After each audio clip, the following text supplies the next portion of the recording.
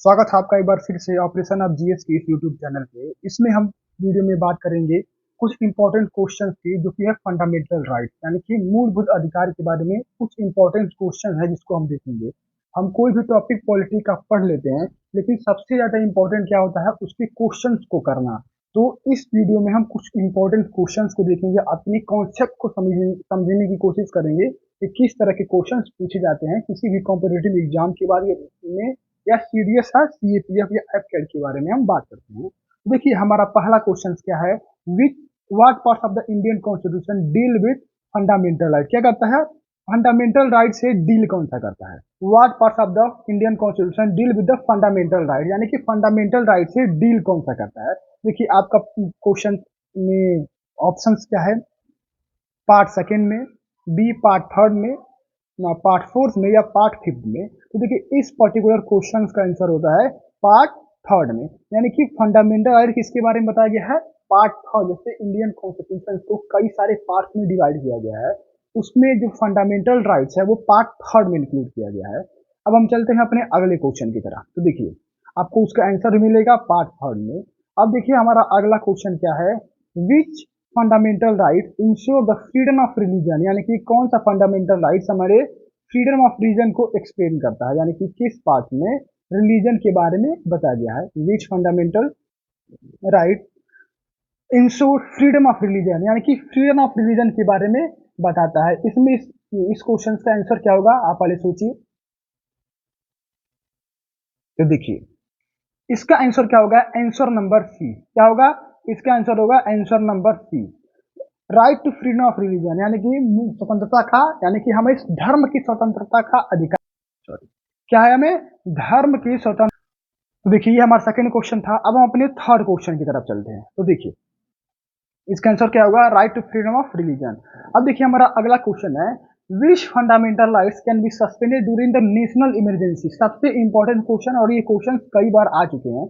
क्या हुआ है, ये क्वेश्चन कई बार आ चुका है कि इन फंडामेंटल राइट्स में जब ये नेशनल इमरजेंसी यानी कि राष्ट्रीय आपातकाल लगा होता है, तो हमारे कुछ फंडामेंटल राइट्स, कुछ मूलभूत अधिकार क्या होता है, छीन लिया जाता है, यानी कि वो ऑटोमेटिक हट जाते हैं। तो ये उसमें से कौन कौन से हट जाते हैं, मतलब इन पर्टिकुलर ऑप्शंस में से कौन सा नहीं रहता है। तो देखिए इसका आंसर क्या होगा, right to freedom of speech, speech होगा, या राइट टू इक्वलिटी नहीं रहेगी, या right to life and personal liberty नहीं रहेगी, या रहेगा राइट टू कॉन्स्टिट्यूशन रेमेडी। इसका आंसर क्या होगा, इसको जल्दी से बताइए। तो देखिए इसका आंसर होगा right to freedom of speech, यानी कि अगर देश में आपातकाल लगा हुआ है, क्या हुआ है, अगर देश में आपातकाल लगा, आपातकाल जैसी स्थिति हुई है, तो उस समय right to freedom of expression and speech, यानी कि आपको स्वतंत्रता से बोलने का अधिकार छीन जाता है।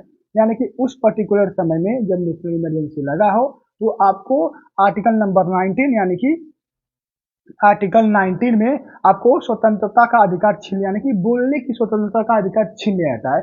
लेकिन आप ये याद रखिए क्वेश्चन में यही होना चाहिए, नेशनल इमरजेंसी अगर वो भी रहता है कि आर्म रिवेलियन, यानी कि अगर अंदर ही घर, देश के अंदर यानी कि घर के अंदर ही कुछ विद्रोही जैसे तत्व पैदा हो जाए और वो सरकार के खिलाफ चले, उस समय नेशनल इमरजेंसी नहीं लग सकता। आप ये याद रखिए कि नेशनल इमरजेंसी तभी लगता है जब कभी वॉर की स्थिति हो या एक्सटर्नल एग्रेशन, यानी कि बाहर से कुछ ऐसी चीजें हो, तब नेशनल इमरजेंसी लग सकता है।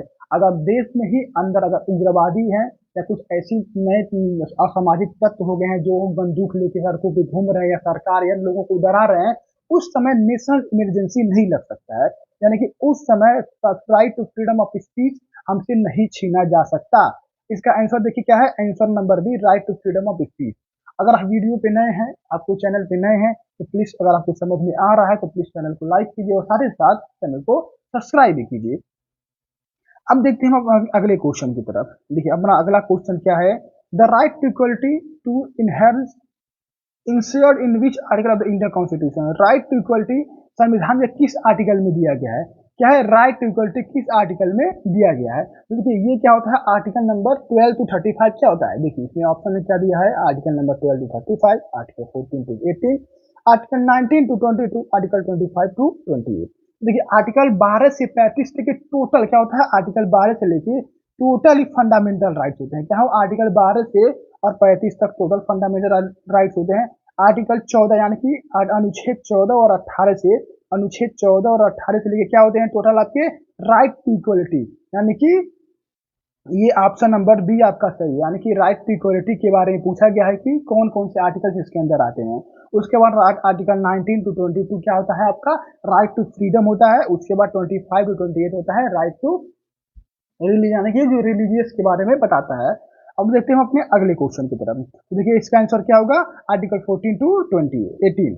अब देखिए अगला क्वेश्चन हमारा क्या है, which fundamental right ensure the right to education for the children aged 6 to 14 years, यानी कि कौन सा अनुच्छेद इसमें से है जो ये बताता है कि जो हमारे देश में रह रहे जो बच्चे हैं उनकी फंडामेंटल राइट इंश्योर करता है राइट टू एजुकेशन, यानी कि उन्हें शिक्षा का अधिकार है। क्या है शिक्षा का अधिकार, ये किसमें आता है आर्टिकल 21A में राइट टू एजुकेशन के बारे में बताया गया है। आर्टिकल नंबर 21A में राइट टू एजुकेशन बताया गया है, जिसमें किसी भारत में रह रहे किसी भी बच्चे को 6 से 14 साल की उम्र तक फ्री एजुकेशन यानी कि मुफ्त शिक्षा प्रदान की जाए, यानी कि गवर्नमेंट को इंश्योर करना पड़ेगा कि इन बच्चों को फ्री एजुकेशन दिया जाए। आपके आसपास जितने भी गवर्नमेंट स्कूल्स होते हैं या प्राथमिक विद्यालय या प्राइमरी स्कूल्स होते हैं वो इसी के अंतर्गत आते हैं कि कम से कम 6 से 14 साल तक के बच्चे को एक बेसिक एजुकेशन दिया जाए ताकि वो आगे चल के कुछ और कर सके, यानी कि वो अनपढ़ ना रहे। तो इसमें देखिए वो किस में आएगा, जल्दी से बताइए वो किस में आएगा, वो जाहिर सी बात है ये किस में आएगा राइट टू एजुकेशन में आएगा, यानी कि right to education is option number C is the right answer for this particular question. अब हम देखते हैं अपने अगले क्वेश्चन की तरफ। देखिए right to education option number C is the right answer for this particular question. अब हम देखते हैं अपने अगले क्वेश्चन की तरफ, which fundamental right guaranteed against self incrimination. अब देखिए सेल्फ इंक्रिमिनेशन क्या होता है, देखिए इस क्वेश्चन को बड़े ध्यान से देखिए। सेल्फ इंक्रिमिनेशन क्या होता है, क्या होता है सेल्फ इंक्रिमिनेशन क्या होता है, right to equality, right to freedom of speech, right against exploitation या protection of convention for offence. Self incrimination यानी कि अब अपने खिलाफ कुछ नहीं बोल सकते, क्या है सेल्फ इंक्रिमिनेशन, क्या है अपने खिलाफ कुछ नहीं बोल सकते हैं। इसका देखिए आंसर क्या होगा, अब तब तक सोचिए इसका आंसर क्या होना चाहिए और क्या हो सकता है। सेल्फ इंक्रिमिनेशन कोई अपने खिलाफ गवाही नहीं दे सकता है, क्या होता है सेल्फ इंक्रिमिनेशन। ये आता किसमें है, ये आता है आपका protection of convention of offence, यानी कि आर्टिकल नंबर 20 में इसके बारे में बताया गया। आर्टिकल नंबर 20 के बारे में देखिए, आर्टिकल नंबर 20 सब क्लॉज 3 में इसके बारे में चर्चा की गई है, यानी कि protection of convention for offence. इसके बारे में जो सब क्लॉज 3 है, यानी कि फर्स्ट क्या है no ex post facto law, उसके बाद सेकेंड आता है नो डबल जीओपार्डी और थर्ड आता है नो सेल्फ इंक्रिमिनेशन। अब देखिए इसमें डायरेक्ट पूछ कर दिया है राइट टू इक्वलिटी एक पर्टिकुलर फंडामेंटल राइट्स है, राइट टू फ्रीडम एक पर्टिकुलर है उसके अंदर स्पीच डाल दिया है, right against exploitation article 24 and 22 and 23 होता है, लेकिन ये उसके अंदर आता है इंक्रिमिनेशन। सेल्फ इंक्रिमिनेशन किसके अंदर आता है, तो protection of convention for offence, offences के में आता है, यानी कि आर्टिकल नंबर 20 और सब क्लॉज सी में। तो इसका आंसर क्या होगा, इसका आंसर होगा आपका, इसका आंसर होगा आपका option number D the right answer for this particular question.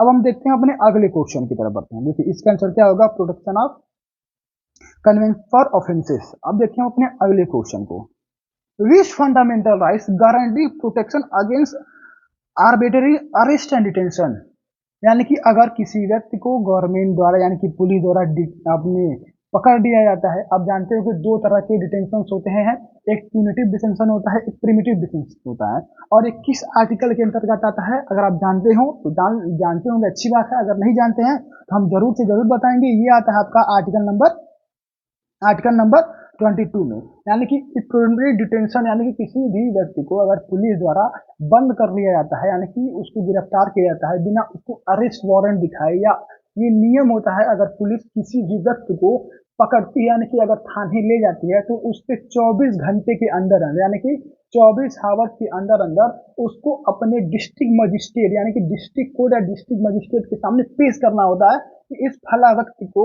मैंने किस गुनाह के किस बेसिस के अधिकार पे मैंने इसको बंद किया है। अगर वो बंद आपको लेके नहीं जाता है तब क्या होता है, आपको वो क्या किया है कैद किया है, तो आर्टिकल नंबर 22 में क्या किया गया है, protection of life and personal liberty, यानी कि किसी भी व्यक्ति की अपनी स्वतंत्रता रहने और जीने का अधिकार है, यानी कि आपके वो फंडामेंटल राइट्स को वायोलेट कर रहा है। तो इस केस में आप क्या जा सकते हैं, डायरेक्ट सुप्रीम कोर्ट या हाई कोर्ट जा सकते हैं। उसके बारे में अभी हम चर्चा करेंगे। तो इसमें इस पर्टिकुलर क्वेश्चन में उसने क्वेश्चन पूछा क्या है, विच फंडामेंटल राइट गारंटीज देता है protection against arrest and arrest detention. तो इसका क्या होगा, देखिए इसका आंसर क्या होगा, आप भी ध्यान से ऑप्शंस पढ़िए और देखिए इसका आंसर क्या होगा। इसका आंसर क्या होगा, ध्यान से देखिए और पढ़िए। इसका आंसर क्या होगा, इसका आंसर ये आता किसमें है, right to live and personal liberty में आएगा, राइट टू कॉन्स्टिट्यूशन रेमेडीज में आएगा, right to freedom of speech में आएगा, राइट टू इक्वलिटी आएगा। तो जाहिर सी बात ये क्या आएगा, right to live and personal liberty, यानी कि option number C is the right answer for this particular question. अगर आपको क्वेश्चन समझ में आ रहे हैं, अगर क्वेश्चन आपको समझ में नहीं आ रहा है तो आप हमारे वीडियोस को देखिए, जो हमारे लेक्चर्स हैं। अगर आपको वीडियो समझ में आ रहा है, आपको क्वेश्चन समझ में आ रहा है, तो प्लीज साथ ही साथ वीडियो को लाइक कीजिए और साथ ही साथ अगर आप चैनल पे नए हैं तो प्लीज चैनल को सब्सक्राइब भी कीजिए। अब देते हैं अपने अगले क्वेश्चन की तरफ। हमारा अगला क्वेश्चन क्या है, which fundamental rights allow individual to move to supreme court for the enforcement of their right. ये सबसे इंपॉर्टेंट क्वेश्चन है, इसके बारे में हम चर्चा करते हैं। Which fundamental right allow individuals to move to the supreme court, क्या है, move to the supreme court for the enforcement of their right। अब कौन से राइट की बात कर रहे हैं, तो ये यहाँ पे बात कर रहा है किसकी, ये बात कर रहा है फंडामेंटल राइट्स के बारे में। अगर किसी भी व्यक्ति का फंडामेंटल राइट्स को दबाया जाता है, यानी कि उसको कुचला जाता है या उसकी हानि की जाती है, तब वो किस बेसिस पे वो कॉन्स्टिट्यूशन में यानी कि सुप्रीम कोर्ट में जा सकता है। तो अब देखिए सबसे पहले आप ये समझते हैं कॉन्स्टिट्यूशन में किस पार्ट में, किस आर्टिकल में ये इसके बारे में चर्चा की गई है। तो देखिए सबसे पहले आपका आता है आर्टिकल नंबर 32। क्या होता है, आर्टिकल नंबर 32। ये हमारे एक आर्टिकल जिससे हम कहते हैं डायरेक्ट हम सुप्रीम कोर्ट जा सकते हैं, डायरेक्ट हम सुप्रीम कोर्ट जा सकते हैं। और एक और आर्टिकल है आर्टिकल नंबर 226। आप ये याद रखिए, दो आर्टिकल दिए गए हैं, दो आर्टिकल दिए गए हैं। एक आपका आर्टिकल 32 है, उसके बाद एक है आर्टिकल 226। ये आपका सुप्रीम कोर्ट लेके जाता है और ये आपको क्या रहता है, हाई कोर्ट लेके जाता है। यानी कि अगर आपकी फंडामेंटल राइट्स का वायोलेशन होता है तो आप डायरेक्ट हाई कोर्ट और सुप्रीम कोर्ट जा सकते हैं। आप ये याद रखिए, अगर आपके फंडामेंटल राइट्स का वायोलेशन हो रहा है, यानी कि अगर उस पर कोई आंच आ रही है, तो आप डिस्ट्रिक्ट कोर्ट में नहीं जा सकते हैं, आप डायरेक्ट हाई कोर्ट और सुप्रीम कोर्ट में जा सकते हैं। अगर आपको हाई कोर्ट में जाना है तो आर्टिकल 226 के तहत आप एक अपील दायर करेंगे कोर्ट में।